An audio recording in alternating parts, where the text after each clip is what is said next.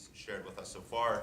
But in regards to the short sale process, it is important to also work very closely with and if you can get an attorney involved, particularly with the title company aspect of it as well.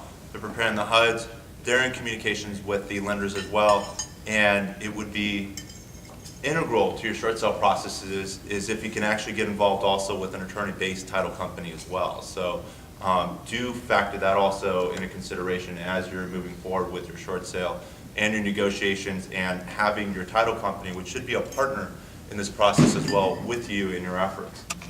Well, Charles, I'm glad you brought that up, because I was just going to ask you about what are the advantages of actually retaining an attorney when a property owner is in foreclosure. Excellent. The foreclosure. You gave me the question. I did that inadvertently, actually. And the two of us aren't biased at all about attorneys. The importance of hiring an attorney in the foreclosure process. If there's a foreclosure on the property, a property can go into foreclosure in as little as 4 months.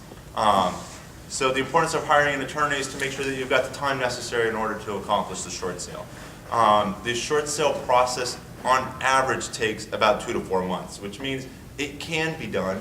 But for any of you in the audience that have negotiated a short sale before, you know that sometimes this can take 6 months, this can take a year, it can take more than a year as some of these buyers are walking away or the tenant doesn't move out of the property, and there's 100 other factors that may lead to the fact that you're stuck with this listing that you just cannot get sold until later.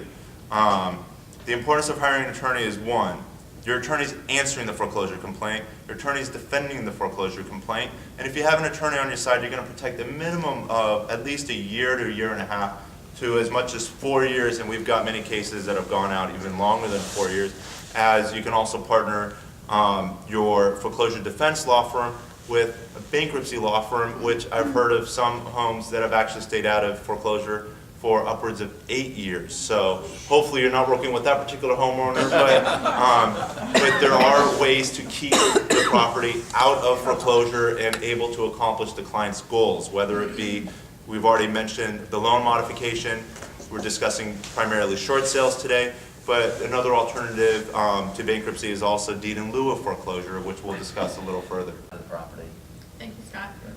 Charles, how does a homeowner really determine, should they be considering a short sale, a foreclosure, or just filing for bankruptcy? I mean, how do they know where they should go? Correct.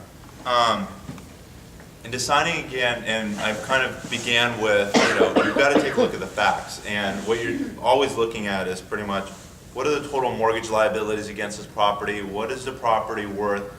And you've also got to ask this particular homeowner, what other issues do they have in their life as well? Scott already touched upon the fact that, it may also be a disservice to the homeowner to actually negotiate a short sale if they've got a $100,000 credit card liability that they can't negotiate down, nor can they afford to negotiate down. Some credit card companies, for example, will settle this $100,000 debt for $10,000 to $20,000. This particular homeowner does not have $10,000 or $20,000, and therefore can't even begin the process of negotiating with their credit card. This particular candidate may be best for bankruptcy. Don't waste your time and drag them through the pains of a short sale. They're on average hard, stressful. It takes a lot of time and energy overall. But again, the goal is to basically help the homeowner make the right decision. You don't want to negotiate a short sale for them, and they've got other investment properties also, and your chances of accomplishing everything, and that they're still going to be stuck with a liability, whether it be credit cards or other judgments and liens, that they're still going to be forced into bankruptcy, just doesn't make sense. Unless their whole goal is just to see that we're all making commissions and benefiting in title and everything else, even though they're still going to go through the heartaches of bankruptcy at the end.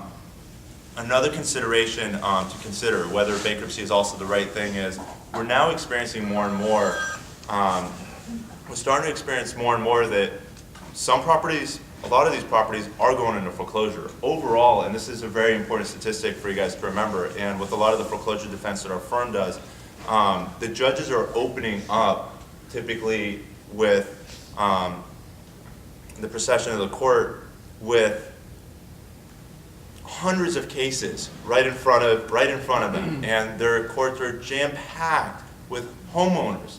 There's several attorneys there, but it's predominantly homeowners, and the judge is there to explain to the homeowners that we're here to work with you, we want to help you, you know, in any which way. And at the same time, they're saying, but don't think we're going to be here for very long, because over 90% of these cases that are here in front of me are unrepresented. No attorneys are defending them, over 90%. Something very important for you as realtors to keep into consideration is that means there's over 90% of the homes are going unrepresented, undefended, nothing's happening to them. So there's tons and tons of opportunities to basically get listings, to accomplish the short sales, to help